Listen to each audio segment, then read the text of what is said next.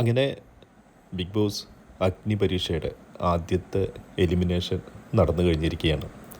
അപ്പോൾ ഈ elimination process എങ്ങനെയായിരുന്നു എന്ന് വെച്ച് കഴിഞ്ഞാൽ 4 ടീമായിട്ട് തിരിക്കുകയാണ്. 4 ടീമിനും സെയിം ടാസ്ക്കാണ് കൊടുക്കുന്നത്. ടാസ്ക് എന്ന് പറഞ്ഞാൽ ഒരു സ്റ്റോപ്പ് വാച്ച്. ആ സ്റ്റോപ്പ് വാച്ചിൽ ഈ ടീമിലെ ഓരോ അംഗങ്ങളും വന്ന് സ്റ്റാർട്ട് ചെയ്യണം, സ്റ്റോപ്പ് ചെയ്യണം, അടുത്ത ആൾ വന്ന് സ്റ്റാർട്ട് ചെയ്യണം, സ്റ്റോപ്പ് ചെയ്യണം. അങ്ങനെ എല്ലാവരും സ്റ്റാർട്ട് ചെയ്ത് സ്റ്റോപ്പ് ചെയ്യുമ്പോൾ ടോട്ടൽ കൗണ്ട് എന്ന് പറഞ്ഞാൽ 1 മിനിറ്റിന് താഴെ ആയിരിക്കണം. അപ്പോൾ ഏറ്റവും ക്ലോസ് ആയിട്ട് 1 മിനിറ്റിൽ എത്തിക്കാൻ പറ്റുന്ന ടീമാണ് വിജയിക്കുന്നത്. അപ്പോൾ ഇവർക്ക് ഈ സ്റ്റോപ്പ് വാച്ച് കാണാൻ പറ്റില്ല. സ്റ്റോപ്പ് വാച്ച് ജഡ്ജസിന് നേരെ തിരിഞ്ഞായിരിക്കും ഇരിക്കുന്നത്. ഒരു ഓപ്പോസിറ്റ് സൈഡിൽ വന്നിട്ട് വേണം ബസർ പ്രസ് ചെയ്യുമ്പോൾ സ്റ്റാർട്ടാവും, ബസർ പ്രസ് ചെയ്യുമ്പോൾ സ്റ്റോപ്പ് ആവും. അങ്ങനെ ഏറ്റവും ക്ലോസ് ആയിട്ട് 1 മിനിറ്റിനടുത്ത് നിൽക്കുന്ന ടീമാണ് വിജയിക്കേണ്ടത്. അപ്പോൾ ഇവർക്ക് അതിന് മുമ്പ് ഇവർക്ക് ഒരു ക്യാപ്റ്റനെ നിശ്ചയിക്കുന്നുണ്ട്. ഓരോ ടീം അംഗങ്ങളും വന്ന് നിൽക്കുന്നു. ആ ടീമിലെ ക്യാപ്റ്റനെ അവർ തന്നെ ഡിസൈഡ് ചെയ്യുന്നുണ്ട്. അപ്പോൾ ഈ ക്യാപ്റ്റനാണ് അവർക്ക് സ്ട്രാറ്റജീസ് പറഞ്ഞു കൊടുക്കുന്നത്, എങ്ങനെയാണ് നമ്മളിത് കളിക്കേണ്ടതെന്ന്. അപ്പോൾ അതിന് 1 മിനിറ്റ് അവർക്ക് സമയം കൊടുക്കും. അതിനുശേഷം അവർ വന്ന് അത് ചെയ്യുന്നുണ്ട്. പല ടീമിലും ചില തെറ്റുകളെല്ലാം പറ്റുന്നുണ്ട്. അവസാനം ഒരു ടീം വിജയിക്കുന്നു. ലോലിത ക്യാപ്റ്റനായിട്ടുള്ള ടീമാണ് വിജയിക്കുന്നത്.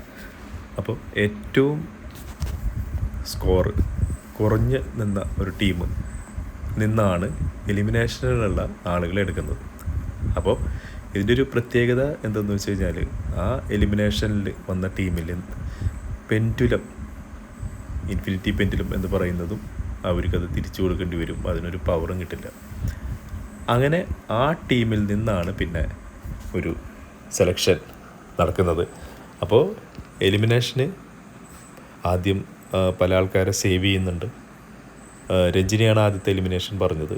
അത് ബിജു എന്ന് പറയുന്ന കണ്ടസ്റ്റൻ്റാണ്. പുള്ളി വളരെ വൈകാരികമായിട്ട് സംസാരിച്ചിട്ടാണ് പുള്ളി പോകുന്നത്. അതിനുശേഷം നെക്സ്റ്റ് വരുന്നത് ആരാധ്യ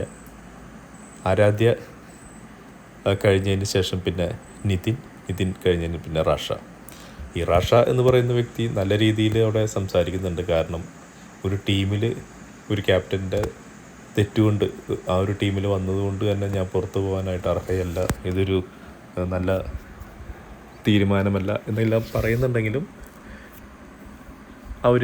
അഖിൽ അവസാനം പറയുന്നുണ്ട്, ഇത് ഈ ഒരു ടീമിൽ വന്നതുകൊണ്ട് മാത്രമല്ല, കഴിഞ്ഞ ഒരു ദിവസങ്ങളിൽ നിങ്ങളുടെ പെർഫോമൻസും അതെല്ലാം അവലോകനം ചെയ്തതിന് ശേഷമാണ് പുറത്താക്കുന്നതെന്നാണ് പറഞ്ഞിരിക്കുന്നത്. പക്ഷെ നമ്മൾ ഈ ഒരു എപ്പിസോഡാണ് കാണിക്കുന്നത്. വേറെ കാര്യങ്ങളെല്ലാം ജഡ്ജസ് തീരുമാനിക്കുന്നുണ്ടോ, ഇനി ബിഗ് ബോസിൻ്റെ മറ്റ് ടീം അംഗങ്ങളും ഇതിലിടപെടുന്നുണ്ടോ, എല്ലാവരുടെയും കൂടെ കൂട്ടായിട്ടുള്ളൊരു ഡിസിഷനാണോ എന്ന് നമുക്കറിയില്ല. പക്ഷേ ഈ ഒരു 4 പേരെയാണ് ഇന്ന് എലിമിനേറ്റ് ചെയ്തിരിക്കുന്നത്. ഇനി അതിൽ തന്നെ ഈ ബാക്കി ടീം അംഗങ്ങളിൽ ഇൻഫിനിറ്റി പെൻഡുലം കിട്ടിയിട്ടുള്ള ആളുകളെ വിളിച്ചിട്ട് അവർക്കൊരാളെ ഈ ഡേഞ്ചർ സോണിലേക്ക് ഇടാനായിട്ടൊരു അവസരം കൊടുക്കുന്നുണ്ട്. പിന്നെ ആ ഡേഞ്ചർ സോണിൽ വന്ന ടീമിലെ ക്യാപ്റ്റന് ഈ ഒരു എലിമിനേഷൻ ബാധകമല്ല. പുള്ളിക്കൊരു പവർ ക്യാപ്റ്റൻസിയിലൂടെ കിട്ടുന്നുണ്ട്. പുള്ളി രക്ഷപ്പെടുന്നുണ്ട്. അപ്പോൾ ഈ പെൻഡുലം കിട്ടിയ ബാക്കി ടീമിലെ അംഗങ്ങൾ ഒരാളെ സെലക്ട് ചെയ്യുന്നുണ്ട്.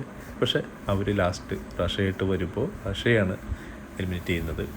അങ്ങനെ ഫസ്റ്റ് എലിമിനേഷൻ 4 പേരെ പുറത്താക്കിയിരിക്കുകയാണ്. ഇനി ബാക്കിയുള്ള അടുത്ത എപ്പിസോഡുകളിൽ ബാക്കി എലിമിനേഷൻസോ ബാക്കി ടാസ്കുകളാണോ നടക്കാൻ പോകുന്നത് നമുക്ക് കാത്തിരുന്ന് കാണാം. അപ്പോൾ കൂടുതലായിട്ടുള്ള അപ്ഡേറ്റുകൾക്ക് ചാനൽ സബ്സ്ക്രൈബ് ചെയ്യുന്ന കാര്യം പരിഗണിക്കൂ. അടുത്തൊരു വീഡിയോ ആയിട്ട് ഉടൻ തന്നെ കാണാം.